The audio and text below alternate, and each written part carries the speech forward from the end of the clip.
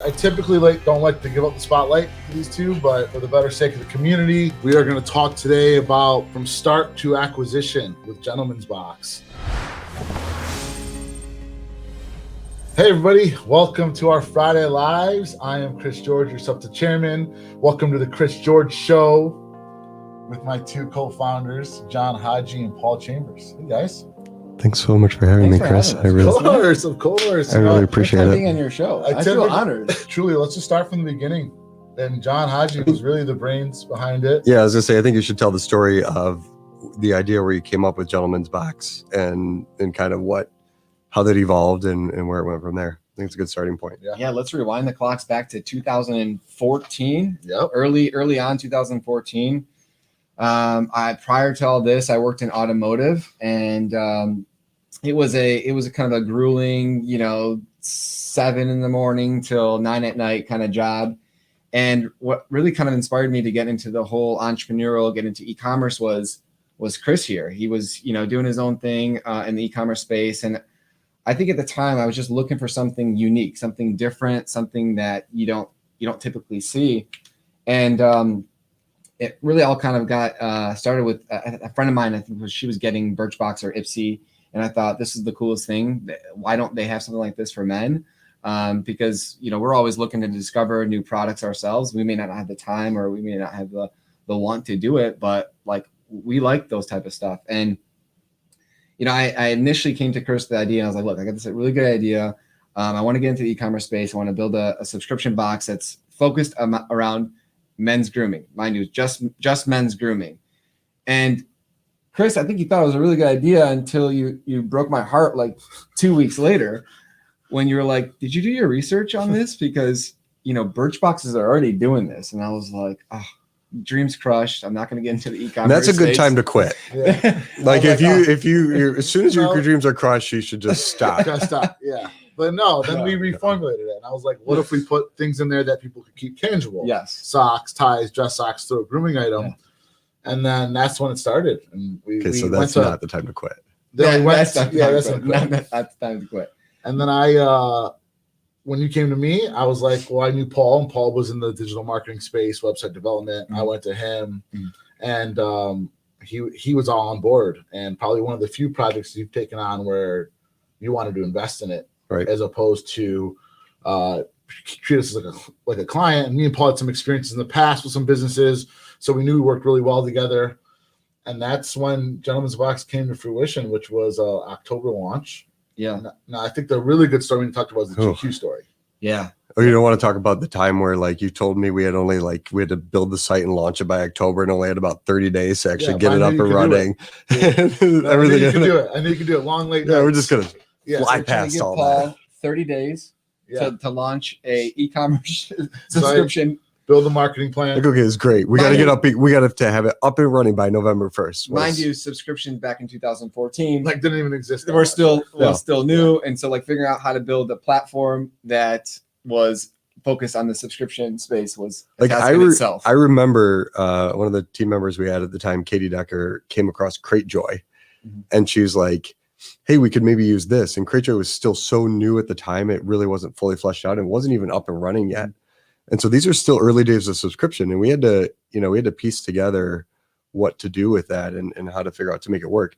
And I joke about the quitting piece, right? Because you come as an entrepreneur and building a business, you come across so many hurdles, and there's so many times where you're like, oh God, just getting beat up. And then the next day will be just the biggest, I sold 50 pre-sales or whatever it may be.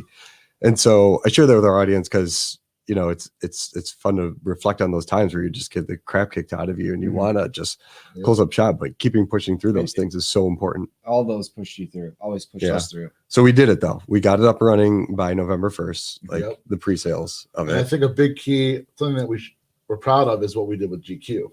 So I remember John was at my house, we're idealizing this business, and there was a GQ magazine at my coffee table. And I was like, yo, how sick would it be that this came in the box? And 5-6 years ago, magazines were still a thing. Right now, I think subscription box is the new magazine. But we said, why don't we get GQ to put the magazine in the box? Now, mind you, we are a startup, 3 guys from Detroit with a landing page and an idea, and we're approaching GQ about giving us a magazine to go in every single box. Demographic made sense, but we were nobodies. They're $1 billion company. Right. So I was like, John, reach out to a couple people. No response. I was like, John, dude, reach out to like everybody on LinkedIn from GQ. It just went through all of LinkedIn. I remember Cindy Theme. She was from Troy. She replied to you. Cindy Theme. I just went through LinkedIn, and if you had GQ in your title, you got some direct message from me. You got an email, and she was the director at the time of Condé Nast Traveler and GQ here in Detroit, just a mile away from our office actually. And she responded back to us, and she gave us the time of day. She said, "I think this could be a really great idea. Let's come into our office and let's have a conversation." We didn't have no box. No, we went and bought stuff from Nordstrom's, filled it up. up. Local store. We bought ties and socks. We had a brown Do you remember when we walked in and the lady was like, Cindy, there's a couple of GQ looking guys. So we dressed like we were GQ. We thought we were hot shit, but we had to play the part, right? Yeah. And so Cindy loved it. She loved it. She sent us to New York. Yeah. She sent it over to the team. And so, New York. Phone call to New York. Yeah. Paul's just mad he wasn't there for this. So, he was focused on building a website because he had 30 days. But so we meet with the New York team, and they great conversation, but they were like, no. They were like, look, you guys are too small. Contact us in 6 months. I remember I was on the phone with you. Yeah. And it was just the next day. I was like, John, after this, I'm getting this deal done. So I called her name Angela. was Angela. Yes, Angela. I didn't even email her. I just called her desk. Yep. And I was like, Angela, if I don't have 1,000 subscribers by March, I will buy 1,000 subscriptions. Yeah. And they were like, deal. So next thing we know, we have thousands of magazines coming in and not enough subscribers. Not thinking that we'll hit the subscriber count. Yeah, but it didn't matter because we got creative. We started giving the magazines to like my friends that own hotels, and we stapled like cards to them to get people to sign up. And so we had a really good brand association with GQ. Yeah. So true scrappiness at its finest. But I think what was important about all that was it was persistence. Like we weren't quitting, right? Like we weren't like saying, okay, we can't get a hold of GQ. We're not going to get through to them. So we're just going to stop and not envision this like partnership that we think was going to be great. We continued to reach out. Chris was like, reach out to everybody on LinkedIn. We emailed. We thought of creative ways to get a hold of them, whether it was through social media or finding their emails through Google. We figured it out. Like we were really persistent about getting on top of them and reaching out to them. Yeah. And go ahead, Paul. And I was gonna say, so talk about the first box design a little bit, because that was kind of interesting in putting the GQ in the box at the time. Right. So that was critical. So Paul's team really was intricate in that. And so we knew that we had to build a box that could fit a magazine along with the other items. So we'd come up with this like 9-inch wide box that had a divider that we would roll up the magazine. So then now, as part of a fulfillment process, we had to roll up magazines. We put up the gentleman's box, which you still have, which is insane. He still has the original. The original band, we'd roll the magazine and put this wristband over it. Paul had his like 5-year-old twin daughters rolling up magazines and putting vans around them. Yep. Yeah, we didn't pay him, so it's not illegal. It was a true like start with the family and friends, like order pizza to pay them back moments. And we had a box that had a magazine in it. Now, I think what was critical with our business is when we made the decision to take the magazine out. Do you recall how far into our business was that? 6 months? Well, yeah. And I think it's important to talk about like, why did we take the magazine out of the box? We put the magazine initially in there because there was this value add, but we realized that whether the consumer received it in the box or got it direct to their home, there was value in GQ and Gentleman's Box and the association. I think actually what we realized is that if we strategically sent the GQ earlier in the month, it was like this like exciting reminder it was coming, that the Gentleman's Box was on its way. But and the weight of the magazine. Well, that was critical. Yeah, right. The box size shrunk, so we saved like 30% cost there. We removed the weight of the magazine, which saved us another 30% on shipping. Oh yeah, turn the box and kept the customer experience going. And GQ was giving us these magazine subscriptions for like nothing. We actually enhanced the customer experience. We had long discussions around taking the magazine out of the box. And this was a very critical, concerning point because we thought people were buying it because they got the magazine with it. It was all part of the experience. And I remember the Element 5 team, they were just very much against it, at least like Jeff was at the time, the designer who put all this together. He's like, I think it's a terrible idea. And sometimes, as leaders, you have to make tough decisions that you put a risk. It's risky, right? Like this is what we built this on. But at the end of the day, it was a good move. Yeah, It was for a really sure. good move because we put more value in the box. Experience, yes. Yeah, create a greater profit margin for it too, allowed us to build it more going forward, invest more in marketing. It allowed us to build the gentleman's post. Which enhanced the right. Yeah. That was critical. That was because it used to just be a card. Yeah, and that was our trade-off. Well, Yeah. we said, okay, if we're not going to be able to put the publication inside, then we'll create our own publication. And we created our own educational content, and it was a good alternative. And real quickly, I see a bunch of you saying hi. We love you guys. Thank you so much for tuning in. And if you have questions, please feel free to throw them in the comments, and we'll definitely get to them. John, let's talk about some early stage fires we had to put out, because I remember one specifically. But let's see if it's the same one you're remembering. And the word fire has a big part to do with it. There was a lot of early on fires, and a lot like every day. I mean, yeah, in the early stages, I felt like it was every day because it was fulfillment fires, it was logistic fires, it was getting products over to us. Are you talking about the Thai bar, the product fire, where the facility caught on fire? Yes, and I was up till like 5 a.m. and I found glass. Do you remember this? Yes. So we had so we got to a point where we started to procure some of our own products through manufacturers and through other connections. And I think maybe just like a month prior to us receiving all of our goods, we received notification that there was a fire at the factory and all the goods were burned. You got to say why we keep putting fire in quotes. Well, because we didn't get to see the fire. Yeah, there's really no like belief that there's actual fire. Yes. They said that there was a fire. And we were just, no imagery of it. We were just had to just believe that there was a fire. All the ties are gone. All the items. All items. So I want to tell you what had to happen in like this 3-week time frame.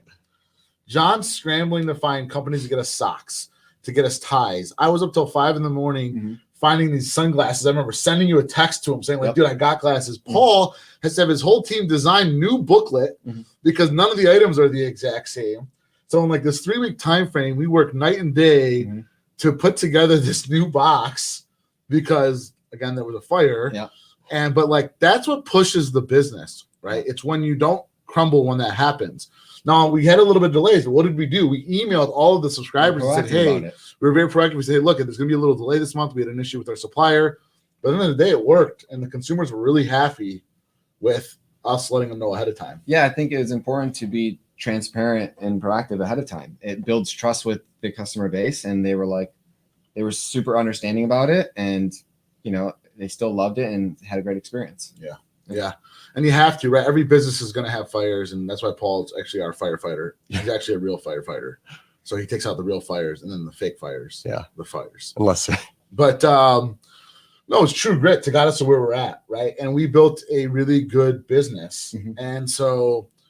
I think that one thing that we learned through all of this is we had this dream just like every entrepreneur does, which is like, is this going to get acquired one day? Yeah. Right. And we, I think, wanted this to happen. We wanted to get it acquired. But something that we learned from talking to mentors ourselves was like, the best thing you can do is build a really good business that's profitable. If someone's going to come buy you, they're going to come buy you. Right. And so we know that the experience of getting purchases could be really grueling because we started off with, I think it was in 18, right, Paul? We had conversations with GQ about coming to acquire us. Now I'm getting like all of these due diligence docs. I'm like, Paul, dude, like Paul's a spreadsheet guy. I'm like, Paul, what the hell do I do with all this? Like, this is too much information. Like, Paul's got to pull data. And like, then you start to wonder, like, did they just do that because they want to know stuff for their own subscription box? It's interesting. But then what happens? We focused on building a really good profitable business. And then we then get reached out to by Rove companies, which is like the second conversation we had. I think we were lucky and blessed that like it went really smooth. But part of the reason why it went really smooth is not only did we build a really good business and we were scrappy, we had a lot of things in order. The way that the site was built and it was gathering the data, the organization that John had with like all the curation and all the documents and the playbooks and then our financials, right? We had nothing to hide. Right. And I think that's critical, and it, some people will make that mistake where they want to, some things don't necessarily show right, or they're running personal expenses through the business. We weren't doing any of that. We were running a really clean, profitable business that had no debt. And so it makes it easy. There were a couple parties. There was a couple parties, but we told them. So full transparency, one of the nights, I think after SubSummit, We partied in Vegas, and I put the party on the gentleman's box You can back credit that card. And I take full responsibility, but it was a team bonding culture It was. session. So in anything, it helped our EBITDA go up because we told them like, hey, this isn't a typical charge every single year. Right. But, You can back those. I was up. the culture We guy. backed it up. I spent the money. Paul didn't let us spend the money, and John, like, I would try to convince him, and then Paul would try to convince him another Yeah, way. I was like being torn. I was being pulled in. Yeah, but I Come on, would John, slip it's John okay. $100, and I would win the argument. So it worked out. Hey, one thing I think you should talk about too is the early days of marketing, getting those first 100 customers. And Yeah. besides building a two-sided marketplace, I think building a direct-to-consumer company is one of the hardest things you can do as well. I mean, unless you have unlimited budget, you're not going to go out there and just shove a bunch of Facebook ad dollars into it. You have to hustle it out, right? Yeah, It's scrappy marketing. super hard. Super scrappy. So, I mean, gosh. You went on Fiverr. You hired some people off of Fiverr to like tweet do things. shout outs and posts. Yep, do shout outs and posts. Oh, let's talk about when I got Ryan Kessler to post. This is amazing. Oh yeah. Did you get Ryan Kessler or was that organic? You actually got him? No, to post? yeah, I got him. No, 'Cause got somebody him. that I knew, Somebody- That's what it someone was. that was friends with Mallory. She babysat his kids or something. So here's what's crazy about the Ryan Kessler story, and we got to talk about it. Is we get Ryan Kessler a box. Mhm. He tweets about it at 10 p.m. on a Saturday. Wait, now everybody knows who Ryan Kessler Oh, is. Ryan Kessler is an Thompson NHL. too. Yeah, but the Kessler one's interesting. So Ryan Kessler is an NHL hockey player. At the time, he played for the Vancouver Canucks. So he's on Twitter. At 10 o'clock on Saturday, we all of a sudden see a tweet by Ryan Kessler about the gentleman's box. And mind you, I'm out with my wife to dinner and we're just enjoying a nice evening together. We're John, I think you're at my house, which is interesting. He's at my house. disconnected from and work. I like hockey, but I don't know. Promised her an no evening players. out. I don't know the players. So I'm Ryan like, Kessler tweets, great, right? Except for all of his followers live in Canada and we don't ship to Canada. So Paul is out with his family. I call him like, Paul, we got to ship to Canada My phone's tonight. blowing up. Yeah. So Paul runs home, gets the dev team on the line. Me and John are like looking at the doing traffic. some back end, looking at the traffic. And by like 2 a.m., we open up shipping to Canada. John's like looking at the economics, like, what's the shipping going to look like? What are the rates? But we did that on a Saturday night. We dropped what we were doing, and then it resulted in hundreds of new orders. Yeah. Right? This was And 10% of our subscriber base today. from international, Yeah. right? And so like it was that nitty gritty of just like being scrappy, dropping everything you were doing. I mean, that's what you have to do. Like nothing is going to come easy, and that's why that story is remarkable. Then we ended up getting like Crystal Tang, which by the way, if you're listening, you owe me an autographed jersey. And then like Thomas Tatar, some of the Red Wings. Mhm. And we found this little niche with like game day. Mhm. So then we started writing content around game day Where? wear, Yep. right? People, when they go on the road, they wear a suit, they have a Yep. tie. So, we were super scrappy in that regard. Also, these are things I talk about now, but like we would go on social media and just comment on people's posts Yeah. that were dressed nice and we just get a thumbs up, like sick tie. Like inherently, these people now go back and say, who's the gentleman's box? Right. This is very scrappy. We weren't spending a ton on Facebook ads. And that's important about social media because more than just posting. It's like engaging with people and growing that following. Yeah. Because when you start to engage with them, they're going to want to engage back with you. And that was huge. Yeah. Yeah, and then like, do you remember? Because you were new to the e-commerce space. Do you remember what I said about a email coming in on a Sunday? I was like, we have to, like, the customer service. Yeah, Like we you have to respond. Yep. I didn't care if it was 9 o'clock on a Sunday. I was Mhm. responding to an email, and I cannot tell you if I got $1 for every time somebody said, "I can't believe how quickly responded." Right. Like I'd probably have a couple $100. But We had a rule. The It was like tr- the within truth- 15 minutes. yeah, 15 minutes. probably. But the truth was like that built this customer experience. It showed that we cared. I was emailing people that canceled and asking why they canceled. And I remember a guy saying, I can't believe you just asked me. I want to sign back up. Yeah. Right. These are things that we did early on. Mhm. And yeah, you could say, yeah, we were a little bit quicker to market than others, but like it didn't matter because within years, Mhm. like a year, like all of a sudden, like all the other ones started popping up. Right. But we were building an experience that you couldn't get anywhere else when it came to building our subscription. And it was Right. critical for our business. Right. Yeah. Right. And one of the funny things too is when we launched, it was all about getting his acquisition, right? That was it. Mhm. Like just acquisition. Oh, yeah. There really was no retention strategy at the time. Mm-mm.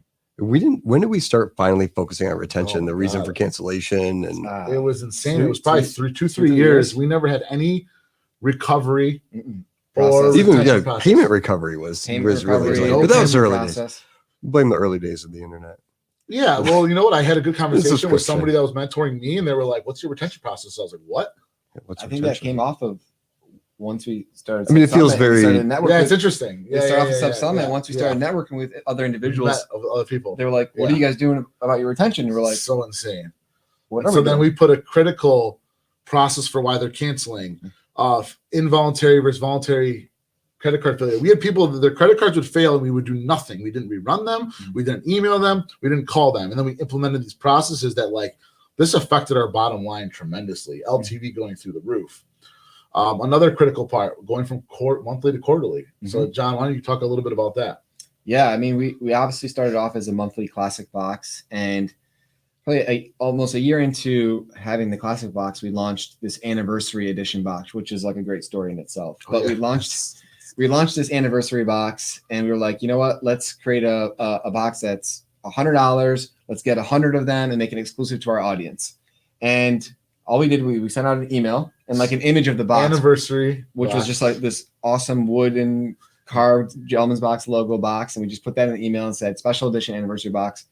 And within like an hour, sold out. all 100 sold out. Yeah. Chris is calling me. He's like, "You need to get 150 more of everything. Yes. The tie, the bracelet, whatever it is, 100 more." And so I'm on the call. Sold those in 24 hours. Sold those in 24 hours. We got the other 150 and sold those out in 24 hours. And we did that every year. Every year for the first 3 years of Gentleman's Box, we would do this anniversary box, something exclusive to our audience. And we realized like, well, it does so well. Let's test this out on a quarterly model. Let's test this premium box. That, and we saw why people were canceling. And people were canceling on a month. Having too many items. You can love Gentleman's Box all you want. You could, but at some point they were feeling like I have too many socks. They were experiencing box fatigue. And so this is a way to kind of mitigate that box fatigue. And that's what really kind of helped us launch made us really launch the premium box. So I don't live life with regrets, right? I don't talk about regrets a lot. I talked about that in my video today, in my personal video. Right, because you can't go back and change it. All you can do is learn and move on and move forward. But I still think it'd be fun to touch base on our biggest regrets, but also I think our greatest successes, what we feel each. I'll start off with mine in, again, like I hate saying it this way. So maybe there's if I were to go back and change something, one thing my lesson learned on it is I remember very specifically sitting, we're out in California visiting Nick Shaw, and he hooked us up with a meeting with Jack Abraham. And this is a sore subject. The one thing, like I can agree with this exact comment. Right. The one thing Jack said, Jack was an investor. He sold a company when he was 22 to PayPal for $1 billion. He was giving away Peter Thiel's money. Like this was this guy's life, just like super rich, knew everything about tech space. And Jack said, I love the concept because we were thinking about raising money. So that's why we went to Jack and, asked him what it would look like. And Jack said, I love what you guys are doing. It's really cool. I think you should have some sort of like replenishment item in here. And Dollar Shave Club had just like hit the scene, was doing huge. He's like, you should figure out a way to put a razor or something in here. We're like, yeah, cool idea, Jack, but you're not smart enough to like tell us what to do. Not what we said. No, that's not what we said. But he wanted replenishment, whether it was shampoo, conditioner, something that depleting. Yeah, replenishment. And we were discovering delays. So we're like, well, it's just really not going to fit. And I feel like we didn't explore it enough. But again, like hindsight's 2020. Fast forward like 2 to 3 years, Jack was one of the co-founders of Hims. Just went public. Right? Yes, just went public, and he just made another $1 million. And he offered for me to give him 1% for free, but I wasn't going to do that. We wanted him to invest. Yeah. But so that was like, sitting around and listening, and had we dug deeper into it, it could have been something that we could have looked at doing, and what Hims is doing is fantastic, and we're so happy for their success. But like, just at the time, we just really, I don't know what it was. We were headed down the path we were headed down, and it was what it was. I mean, early on, we were putting grooming products in the box, so I think we felt that by putting something grooming in the box, maybe that was the depletable product. Right. But we didn't really like focus, and it was what it was. We should have started a men's hair growth subscription. And called it for him. Before he did it. Yeah. And had him part of it. What was the greatest success, Paul? I mean, I think there's a lot in there. Getting those first 100 subscribers was a great success. I mean, building that brand and that site in the time frame that we had and that we did with the limited resources and the scrappiness of our team, I think there's great success in there. We've had so many team members help us scale. It's hard to pick just one. And then of course, being able to exit the company, it's a really, really hard thing to do. that's why, you know, you always say whenever you're buying a house, whenever you're buying or selling anything, the deal's never done till you're at the closing table, because so many things can fall apart and go the wrong way along the way. And it's about finding the right partner to align with, and not having your heart set on that, I think, is a really important lesson. And like, if this works out, this is great. And if not, we'll continue down this path. So I think, you know, I don't know, I named like 20 things in there, but what about for you guys? I mean, yeah, outside the exit, I think, and this is just like collective throughout, you know, the 6 years around Jones Box, I think there was always successes in understanding our customers, like through customer surveys. I always found those as success because we always learned something different about our customers, which allowed us to do something different and pivot in a way that provided like an awesome experience. I remember when we sent out a survey, like in our early days of launching premium, and we're like, let's just learn what our customers want, because we started off as, okay, this is going to be a the classic box, but like on steroids. It was just going to be like higher premium items that were focused around fashion. And then we were like, well, maybe this box should be focused around lifestyle. And then we sent that survey out. It's like, you know, what do you prefer? Like, what's your lifestyle? What's your kind of cup of tea, if you will? And we got to learn. We sent it out to thousands of our subscribers, and you know, we got like 1,200 responses back to us. It was just amazing feedback, and it helped us curate better boxes. It helped us with the direction of what premium would be like. And we did that in so many different instances, with like understanding the curation for the classic, just understanding how we communicate on social media with our customers. These little surveys that we always did to understand our customers were always successes each and every single time. So that was always pretty cool. I think for me, I say this a lot, we priced the box wrong when we launched. Son of a bitch. We just picked an arbitrary number, $25, and we could have easily priced it at $29. We probably cost ourselves a couple million, maybe 2 or 3. Arbitrary. It was like, what's I think every renewal for all those 1,000 subscribers over 3 years, it's a lot of money. I think we looked at the competition and then determined the price, which is somewhat when we raised it to 29, we saw no decrease in acquisition. We didn't see people churn. So that was one, but that's okay, right? Because like now I'm communicating that to everybody starting a box, and like they're launching it well. Yeah. I think the biggest success from all this was that we ended up launching SUBTA and SubSummit. So what ended up happening from Gentleman's Box is, you know, Paul had come up with this idea. He's like, we should throw an event for everybody in the industry. And we said that we wanted to do it because we wanted to build a community and also be able to network with every leader in the space. And what started out as a men's subscription box has now turned into the three of us being able to lead this community, lead the subscription industry, help other entrepreneurs find profitability through subscriptions. And at our core, the three of us love nothing more than helping people build amazing brands. Like, we built amazing brands ourselves our whole life. But I can tell you from the way that the three of us talk to others, when we help somebody else do something, it like genuinely is just such a different feeling. When we go on stage and we throw an event or we talk or a brand comes in here and we consult them, like, gosh, it's you know, and I know it's for them, especially for me, like I literally like live for it. Yeah.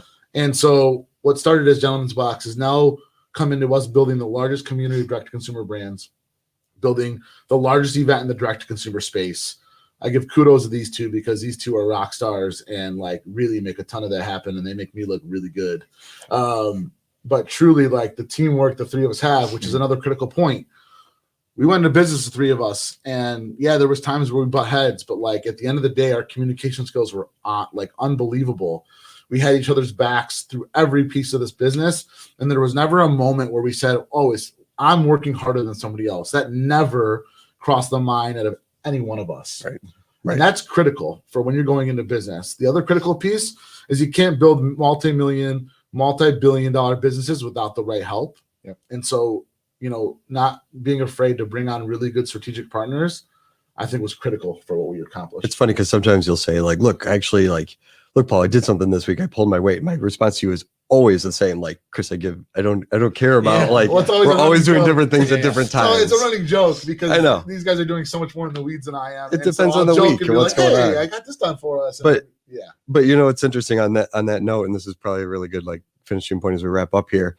I was texting with Patrick Campbell this morning, and I was telling him like, hey, keep SubSummit on your radar. Coming up September 21, 23 this year, we're coming back in person. Yeah. And he goes, seriously, one of the best events I go to. Absolutely love it. And that, you know, I wrote back, I was like, thank you. That means so much to me. I truly appreciate it, because this is a guy who they put on an event, right? Yeah. And he loves his event too, but he goes to so many different events. Yeah. They go to SaaStr, they go to all these things. And I believe we've been successful. And I share this with everybody I talk to about this, because we truly care about the community. We truly care about the content that we're putting out there.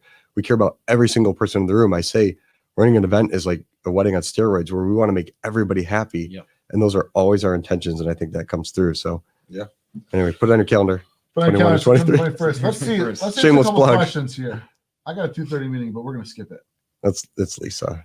Maybe she's Lisa, tuning yeah, in and let's waiting skip it. for Let's us. see. What's this question? It's looking at SubSummit 2022 venues is what we're talking about, Oh, this because we got to person get that said, on our How radar. did you find the mailing address for Ryan? Oh, so you know what? I got lucky. I knew somebody that knew him, so that's how that happened. Ryan Kessler. Let's see here. Who's the idea? Oh, Jim Beam. Whose idea was the Actually- partner? Oh, so this is great. Great idea. Great question. And I don't know whoever's. We can't see who sent the question, Yeah. but LinkedIn user. LinkedIn user. Jim Beam actually approached us. Yeah. So what happened, which is what's great, is the brand association with GQ Mhm. allowed us to build other brand deals with other big names. Jim Beam, Prada, John Barbados. John Barbados. Yeah. So like that was a big deal. So then we got more brand association with Jim Beam, and those were actually lucrative deals for us, because what you find out, and if any of you can accomplish this, is that some of these really big brands, they have like really stupid marketing budgets, but also they get tasked with finding creative ways Mhm. to get brand awareness, right? So things outside of the typical commercials, ads, magazine ads. So when they came to us, they were like, hey, we need to come up with a creative way to get some word out and advertising for our brand. And then they told us, like, and I was like, all right, what's your budget? And I'm like thinking, I don't know, 10, 20K. And then they tell me this crazy number. And I looked at these two, I was like, whoa, Yeah. like we need to go fly out. Yeah, We yeah, need to go meet exactly. with G Beam. So like Yeah. we went out to see them. Yep. And I remember we go into the conference room. Were all three of us there, or was just two of us? I remember. I think all three of us were there. I brought the Did you go? box. So we get there and there's like 20 execs and then like us two, Yeah, we or were. us three. And I was We like, thought it was just gonna be like Yeah, 2 or 3 yeah, people. it was like It 20 like people 20 and just like people were us standing. three. People were standing. So yeah, it was really cool. And so when you can get that brand association, it can be really critical to your business. And I think there's a lot to be said for even just hustling it out and reaching out. There, you can reach out to brands. Julie Ball talked about this at the was it Julie or Jessica at one of our conferences. So we've got some good content out there talking about just reaching out to brands and just making that ask. Yeah, I mean it's like the GQ, Yeah, right? Yeah, like just if keep you, pressing. if you find like a brand that has a clear alignment with you, there's some solid synergies, and they're not reaching out to you, just reach out. To did them. we try that with like that gentleman's movie? There's We like almost a had movie deal we were with trying to work the on. gentleman. It's The called, gentleman. The gentleman. No, King's. No. Yeah, I know the King something. Kingsley.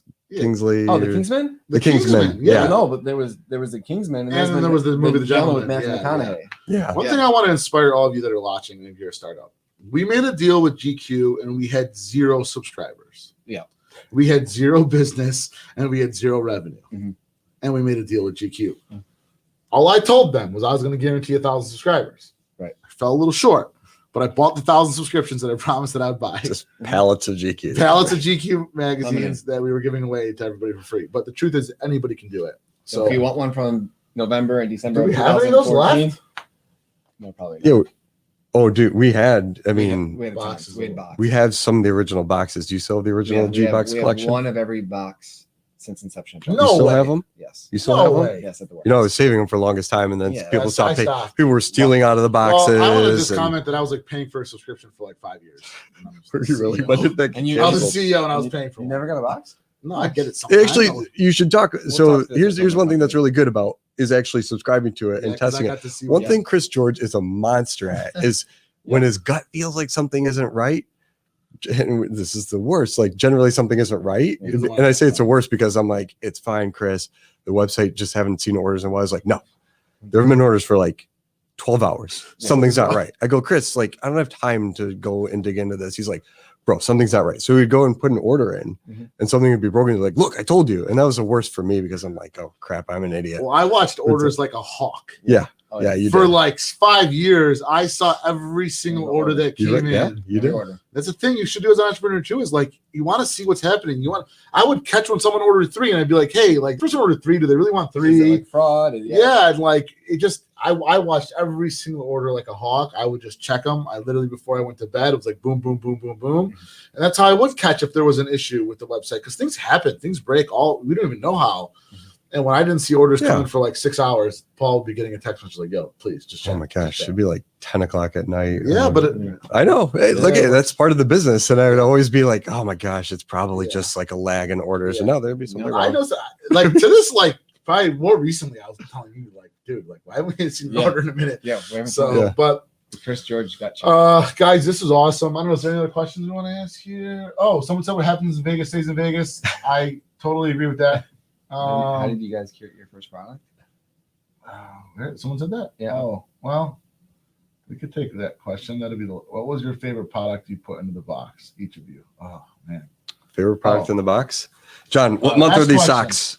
You That still is have? that is November of 2020. He's so good. Every No, single it's pair of not. socks. Yes, it is. It's good. Yes, I think. Yeah, these are. I sold these I from think the the brand race is warehouse. Mr. Usher. That's why Actually, I think every- Rove that's why he was owned. the curator. I think Rove owned the Every inventory then, so I owe Jeff for these socks. Sorry, Jeff. Let's see, my favorite product in a box. Actually, I thought it was really cool. We sealed a deal with Harry's Razors, and we got to put a razor in the box, which was really cool. Harry's is a big company, so Yeah. just having that kind of brand recognition and alignment with them was really cool. Yeah, that was a neat one. That was- My favorite item. Wow. Yeah, I'll be honest. I was kind of disconnected on the curation side. You just ran with that. I was making sure everything else. There was a lot of cool. What did I items. like? What did I like the most? We put some really cool watches in the boxes. yeah, Yeah. some watches. Oh my god, I can't really pick. There's a some really fun much premium stuff. stuff too. When you talk about the Yeah, you premium, had Manscaped in there. You had some other Manscaped. big brands. We put a whiskey decanter. Yeah, that and was some cool. whiskey glasses. Which Didn't was you have really that cool. like the scale that was like a We smart put scale? this smart scale, Bluetooth, I had that in my Wi-Fi house. scale, syncs to the phone. I don't know. There were so many great things, but and John was really good about. You're always great about the curation, The and I theme. mean, this is something you just taught yourself over time. Yeah, You put together these PowerPoint presentations. We'd have curation meetings. We worked on a theme. I mean, the very first theme was the James Bond. Yeah. You know, That was cool. We had we honored like a Hold- noteworthy gentleman. hold on. Do you remember what we did with the James Bond one? Yeah. the We had cufflinks.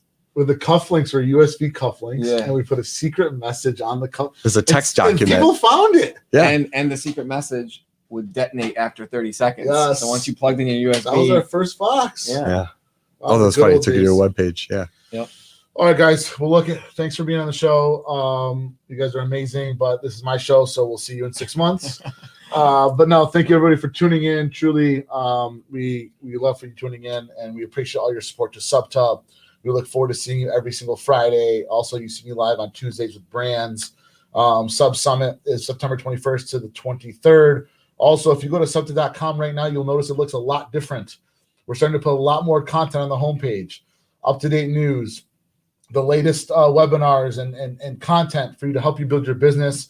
So check out SUBTA.com. Lots of great features on there. The website got a facelift thanks to Paul and the team.